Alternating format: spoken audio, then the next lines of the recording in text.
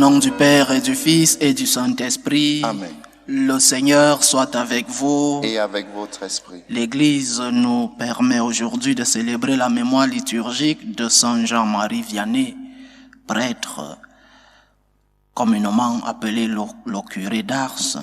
Demandons par l'intercession de ce saint pour notre Église, pour le clergé, pour que le Seigneur envoie des vocations fidèles à son enseignement. Préparons-nous à célébrer dignement le mystère de l'Eucharistie en reconnaissant que nous avons péché. Prends pitié de nous, Seigneur. Nous avons péché contre toi. Montre-nous, Seigneur, ta miséricorde. Et donne-nous ton salut. Que Dieu Tout-Puissant nous fasse miséricorde, qu'il nous pardonne nos péchés et nous conduise à la vie éternelle. Amen. Seigneur, prends pitié. Seigneur, prends pitié. Ô Christ, prends pitié. Ô Christ, prends pitié. Seigneur, prends pitié. Seigneur, prends pitié. Prions le Seigneur. Dieu de puissance et de bonté, tu as fait de Saint Jean-Marie Vianney un prêtre admirable, passionnément dévoué à ce mystère. Accorde-nous par sa prière et à son exemple d'avoir pour nos frères une charité qui les gagne au Christ et d'obtenir avec eux l'éternelle gloire. Par Jésus-Christ, ton Fils, notre Seigneur, qui vit et règne avec toi dans l'unité du Saint-Esprit, Dieu, pour les siècles des siècles. Amen. Lecture du livre des Lévites. Le Seigneur parla à Moïse et dit: Voici les solennités du Seigneur, les assemblées saintes auxquelles vous convoquerez aux dates fixées le fils d'Israël. Le premier mois, le 14 du mois, au coucher du soleil, ce sera la Pâque en l'honneur du Seigneur.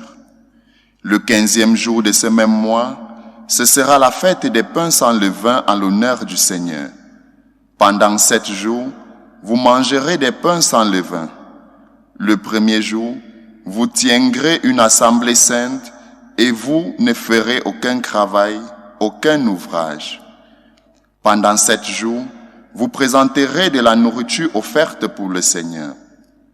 Le 7e jour, vous aurez une assemblée sainte et vous ne ferez aucun travail, aucun ouvrage. Le Seigneur parla à Moïse et dit: Parle aux fils d'Israël.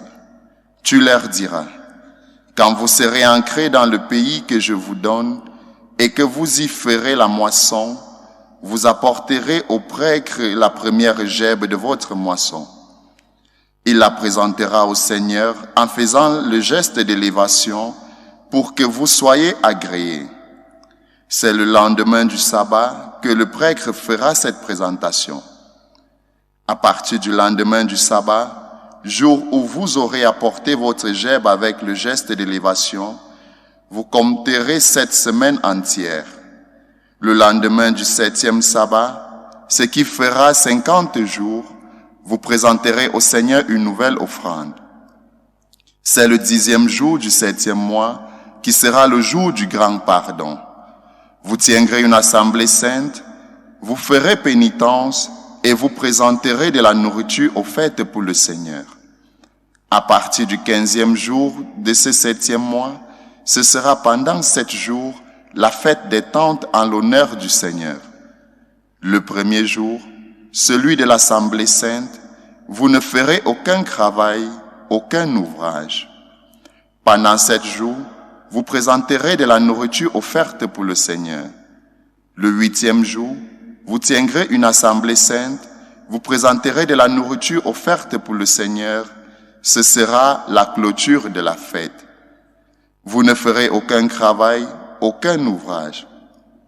Telles sont les solennités du Seigneur, les assemblées saintes auxquelles vous convoquerez les fils d'Israël, afin de présenter de la nourriture offerte pour le Seigneur, un holocauste et une offrande, un sacrifice de libation, selon le rite propre à chaque jour. Parole du Seigneur. Nous rendons grâce à Dieu. Criez de joie pour Dieu notre force. Criez de joie pour Dieu notre force. Jouez musique, frappez le tambourin, la harpe et la cithare mélodieuse, sonnez du corps pour le mois nouveau, quand revient le jour de notre fête. Criez de joie pour Dieu notre force.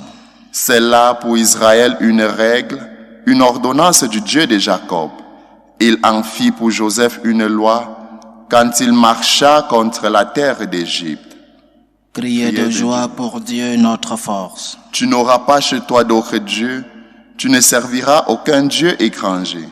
C'est moi le Seigneur ton Dieu qui t'ai fait monter de la terre d'Égypte. Criez de joie pour Dieu notre force. Alléluia, alléluia, alléluia. Alléluia, alléluia, alléluia. La parole du Seigneur demeure pour toujours, c'est la bonne nouvelle qui vous a été annoncée. Alléluia, alléluia, alléluia. Le Seigneur soit avec vous. Et avec votre esprit. Évangile de Jésus-Christ selon saint Matthieu. Gloire à toi, Seigneur. En ce temps-là, Jésus se rendit dans son lieu d'origine et il enseignait les gens dans leur synagogue, de telle manière qu'ils étaient frappés d'étonnement et disaient: d'où lui vient cette sagesse et ces miracles? N'est-il pas le fils du charpentier? Sa mère ne s'appelle-t-elle pas Marie, et ses frères Jacques, Joseph, Simon et Jude? Et ses sœurs ne sont-elles pas toutes chez nous? Alors, d'où lui vient tout cela? Et ils étaient profondément choqués à son sujet. Jésus leur dit: un prophète n'est méprisé que dans son pays et dans sa propre maison. Et il ne fit pas beaucoup de miracles à cet endroit-là à cause de leur manque de foi. Acclamons la parole de Dieu. Louange à toi, Seigneur Jésus. Pour introduire cette méditation, il faudrait peut-être revenir de temps en temps sur certaines attaques que nous recevons, nous chrétiens catholiques, et que nous recevons beaucoup plus venant de nos frères chrétiens aussi, mais qui nous attaquent sur certains points de notre foi. Et aujourd'hui, l'Évangile nous parle justement d'un de ces points-là. Il faut entrer, pour comprendre un texte, il faut entrer dans son contexte.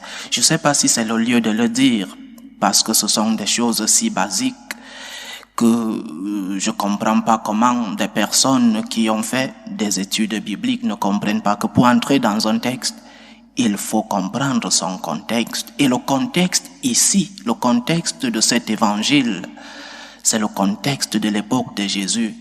Et une époque qui a sa culture, qui a sa langue.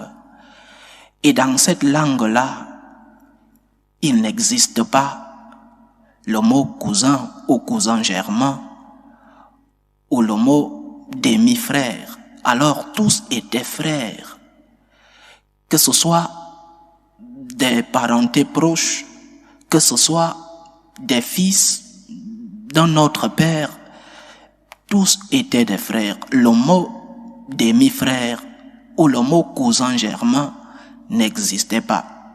L'Écriture utilise donc le mot qui existait à ce moment précis de l'histoire, le mot frère. Et ces frères, dit l'Évangile, et cite 4 frères, Jacques, Joseph, Simon et Jude. Pour attaquer la virginité de notre mère, on parle des frères de Jésus. On te dit que notre mère, la Sainte Vierge, a eu peut-être d'autres enfants avant d'avoir Jésus ou après, je ne sais pas. Mais voilà le contexte historique, le contexte culturel, le contexte linguistique de ce texte. Le frère, ce n'est pas celui qui est né de la même mère que toi, pas seulement celui-là. Le frère, c'est aussi le proche parenté.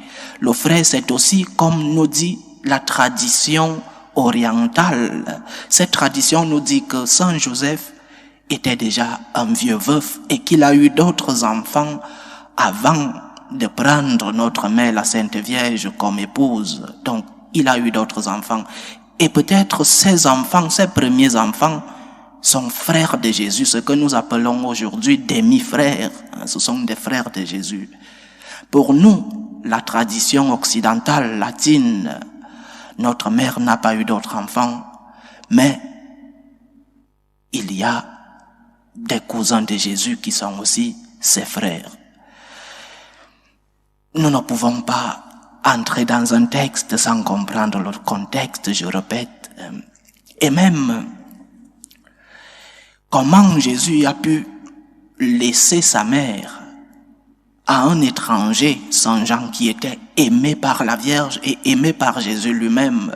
Mais à l'heure de sa mort, si notre mère avait d'autres enfants, comment le Seigneur laisse Marie à la charge de Saint Jean qui n'était pas de la famille? Comment c'est possible? Alors que pour entrer dans le contexte juif de cette époque, une veuve devait être prise en charge par ses enfants, surtout par ses enfants qui étaient des filles, des femmes. Et c'était impossible, je dis impossible, de laisser une veuve avec un étranger.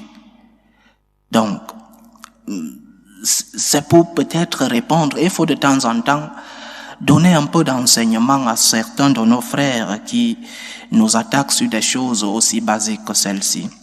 Mais le plus important de l'évangile d'aujourd'hui, c'est ce constat que notre Seigneur fait. Un prophète n'est méprisé que dans son propre pays et dans sa propre maison.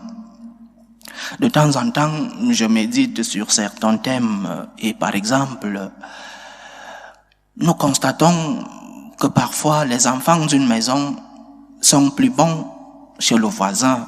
Le voisin te dit, mais tu as des enfants géniaux, tu as des enfants si bons. Et à la maison, personne ne reconnaît cette bonté de l'enfant. Et d'un autre côté, le mariage, quand deux personnes se rencontrent, un homme et une femme, cet amour si grand, extraordinaire amour, personne ne veut vivre séparé de l'autre. Mais petit à petit, cette flamme s'éteint. Quelle est la cause? Peut-être parce que nous sommes déjà habitués avec le bien des personnes que nous ne valorisons plus ce qu'il y a de bien en les personnes qui nous entourent.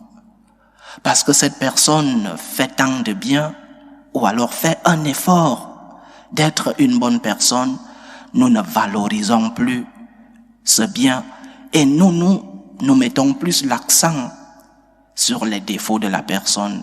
Et nous avons tous des défauts. Mais si nous mettons simplement l'accent sur les défauts des autres, alors nous ne voyons plus le bien qu'il y a en les personnes. Il y a quelques jours, nous lisions un dimanche l'évangile du semeur, où il y a en nous du bon et de l'ivraie. Nous avons tous en nous quelque chose de bon et quelque chose de mauvais. Et ce que nous devons faire, chers frères et sœurs, c'est de voir en les autres le bon. Ne nous attardons pas toujours sur ce qu'il y a de mauvais. S'il y a quelque chose de mauvais sur ce qui nous entoure, essayons de le corriger fraternellement. Mais mettons l'accent sur le bien que nous recevons des autres. Si nous nous habitions seulement au bien, nous ne valorisons pas ce que les gens font pour nous. Donc, ça se passe comme ça dans les couples. Parce qu'en rencontrant cette personne, j'ai aimé sa façon d'être, j'ai vu ce qui était bien. Alors petit à petit, tu ne valorises plus le bien de la personne. Et dans nos maisons, nous ne voyons que le mal des autres. Nous ne voyons que les défauts de ceux qui vivent avec nous. Alors que ce qu'ils font de bien est plus valorisé par ceux qui vivent hors de nous. Et on te dit, quel merveilleux fils tu as. Ton mari, un trésor. Parce que toi, tu n'arrives pas à valoriser tout ce que tu as de bien chez toi. Le trésor que tu as chez toi, tu n'arrives pas à le valoriser. Un prophète n'est méprisé que dans son propre pays et dans sa propre maison. Demandons au Seigneur aujourd'hui de nous faire voir, de nous donner la grâce, de voir le bien, de voir les qualités de ceux qui vivent avec nous. Et s'il y a des défauts, il y en a sur nous tous. Essayons de les corriger fraternellement. Essayons, avec la grâce de Dieu, de reconnaître les qualités de ceux qui vivent avec nous. Loué soit Jésus-Christ. À jamais. Faisons monter nos prières ferventes vers Dieu le Père Tout-Puissant, pour la Sainte Église de Dieu, pour le pape, pour les évêques. Prions le Seigneur. Seigneur, écoute et prends pitié. Prions le Seigneur pour la paix dans le monde, pour que finissent les différentes tensions, les différentes guerres entre les peuples. Prions le Seigneur. Seigneur, écoute et prends pitié. Prions pour les vocations dans la vie consacrée et dans la vie sacerdotale, pour que le maître de la moisson envoie lui-même des ouvriers dans sa vigne. Prions le Seigneur. Seigneur, écoute et prends pitié. Prions pour tous ceux qui vivent des moments de détresse, surtout pour les malades de nos familles, tous ces malades qui nous demandent des prières. Prions pour tous ces jeunes qui sont à la recherche d'un emploi, pour que le Seigneur lui-même soit leur réconfort. Prions le Seigneur. Seigneur, écoute et prends pitié.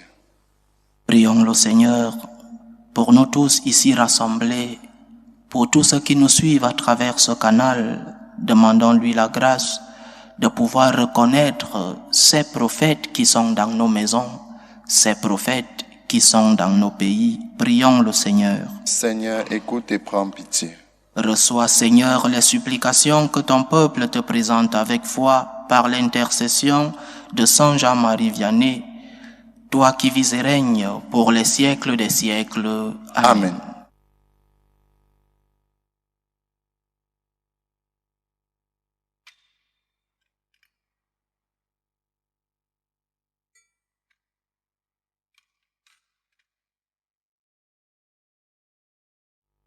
Tu es béni, Seigneur, Dieu de l'univers. Nous avons reçu de ta bonté le pain que nous te présentons, fruit de la terre et du travail des hommes. Il deviendra pour nous le pain de la vie. Béni soit Dieu maintenant et toujours. Tu es béni, Seigneur, Dieu de l'univers. Nous avons reçu de ta bonté le vin que nous te présentons, fruit de la vigne et du travail des hommes. Il deviendra pour nous le vin du royaume éternel. Béni soit Dieu maintenant et toujours.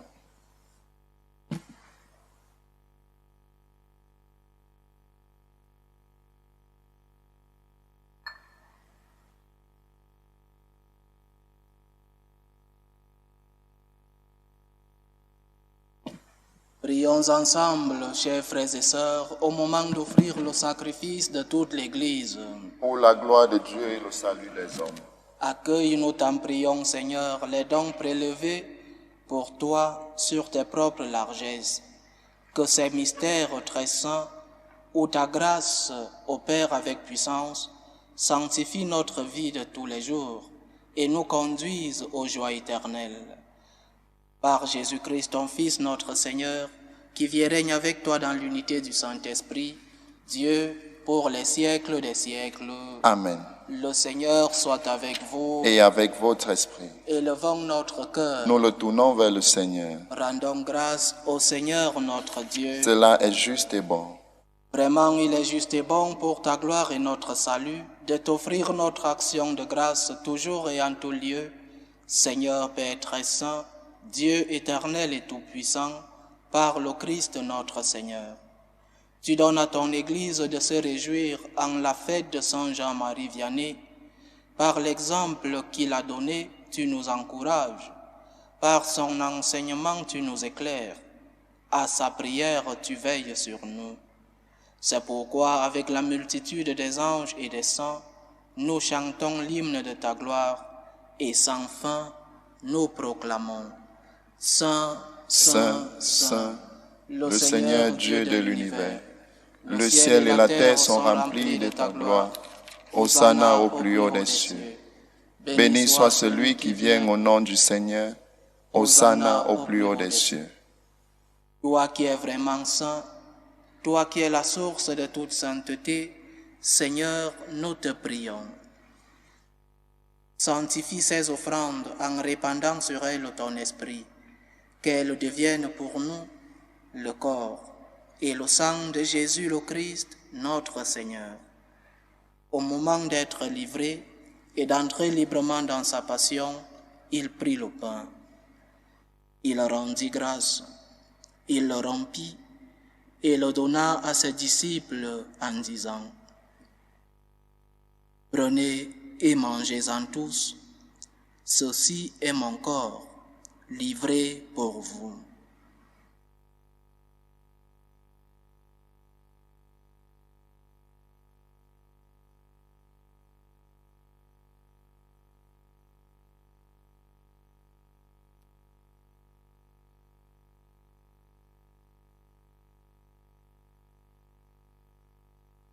De même, après le repas, il prit la coupe. De nouveau, il rendit grâce et la donna à ses disciples en disant « Prenez et buvez-en tous, car ceci est la coupe de mon sang, le sang de l'alliance nouvelle et éternelle, qui sera versé pour vous et pour la multitude en rémission des péchés. Vous ferez cela en mémoire de moi. »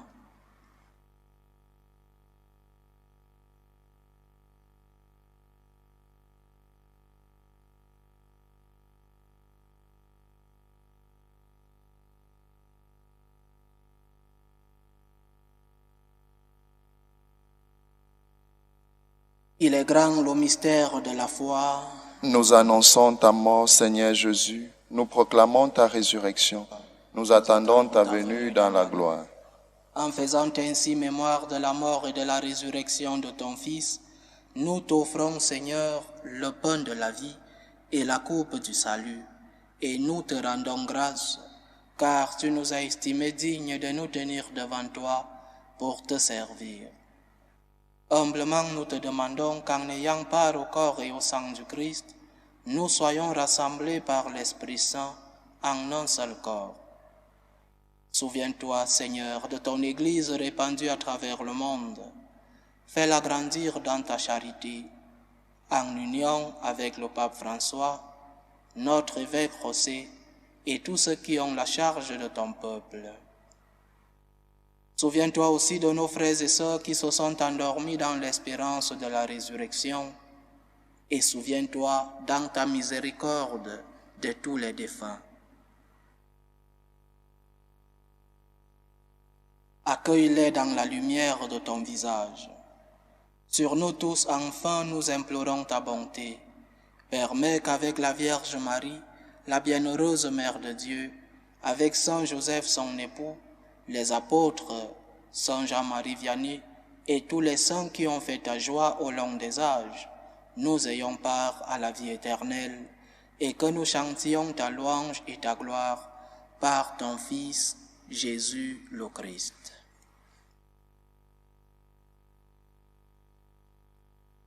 Par lui, avec lui et en lui, à toi Dieu le Père Tout-Puissant, dans l'unité du Saint-Esprit, tout honneur et toute gloire pour les siècles des siècles. Amen.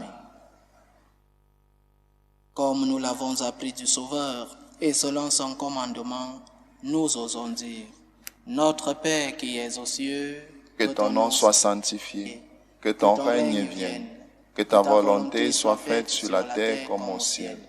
Donne-nous aujourd'hui notre pain de ce jour. Pardonne-nous nos offenses, comme nous pardonnons aussi à ceux qui nous ont offensés. Et ne nous laisse pas entrer en tentation, mais délivre-nous du mal. Délivre-nous de tout mal, Seigneur, et donne la paix à notre temps. Soutenus par ta miséricorde, nous serons libérés de tout péché, à l'abri de toute épreuve. nous qui attendons que se réalise cette bienheureuse espérance, l'avènement de Jésus-Christ, notre Sauveur. Car c'est à toi qu'appartiennent le règne, la puissance et la gloire, pour les siècles des siècles. Seigneur Jésus-Christ, tu as dit à tes apôtres, « Je vous laisse la paix, je vous donne ma paix. Ne regarde pas nos péchés, mais la foi de ton Église. Pour que ta volonté s'accomplisse, donne-lui toujours cette paix et conduis-la vers l'unité parfaite. Toi qui vis et règnes pour les siècles des siècles. Amen. Que la paix du Seigneur soit toujours avec vous. Et avec votre esprit. Dans la charité du Christ, donnez-vous la paix.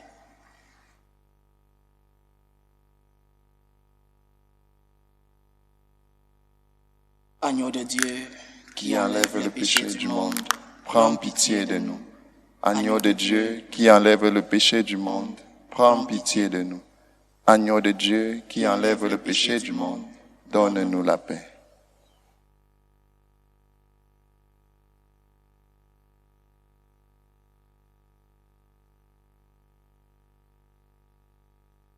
Voici l'agneau de Dieu, voici celui qui enlève les péchés du monde. Heureux les invités au repas des noces de l'agneau. Seigneur, je ne suis pas digne de te recevoir, mais dis seulement une parole et je serai guéri. Que le corps et le sang du Christ nous gardent pour la vie éternelle. Amen.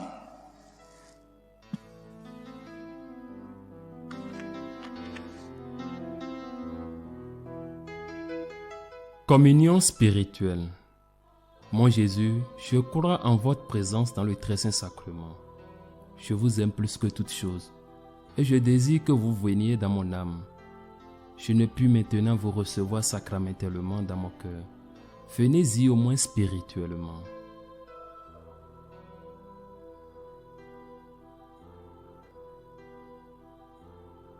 Je vous embrasse comme si vous étiez déjà venu, et je m'unis à vous tout entier. Ne permettez pas que j'aie jamais le malheur de me séparer de vous. Amen.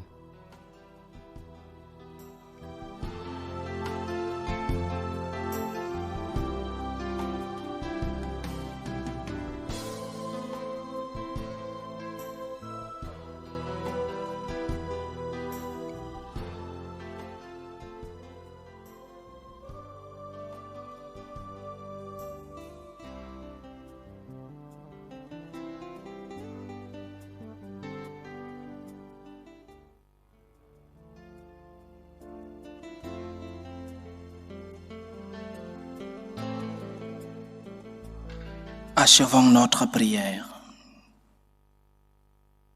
Fortifiés par le pain du ciel, nous te supplions, Seigneur. Grâce à cette nourriture, Saint Jean-Marie Vianney a enduré sans faiblir toutes les contradictions. Puissions-nous, par ses mérites et comme lui, progresser de jour en jour et parvenir enfin jusqu'à toi. Par Jésus-Christ, ton Fils, notre Seigneur, qui vit et règne avec toi dans l'unité du Saint-Esprit, Dieu pour les siècles des siècles. Amen. Le Seigneur soit avec vous. Et avec votre esprit. Que Dieu Tout-Puissant vous bénisse, le Père, le Fils et le Saint-Esprit. Amen. Allez dans la paix du Christ. Nous rendons grâce à Dieu. Salut ô Reine, Mère de miséricorde, notre vie, notre douceur, notre espérance au salut. Nous crions vers toi, enfant d'Ève exilée. Vers toi nous soupirons, gémissant et pleurant dans cette vallée de larmes. Ô toi, notre avocate, tourne vers nous ton regard miséricordieux. Et après cet exil, montre-nous Jésus, le fruit béni de tes entrailles. Ô clémente, ô miséricordieuse, ô douce Vierge Marie. Amen. Priez pour nous, Sainte Mère de Dieu, Rendu digne des promesses du Christ. Saint Jean-Marie Vianney, priez pour nous.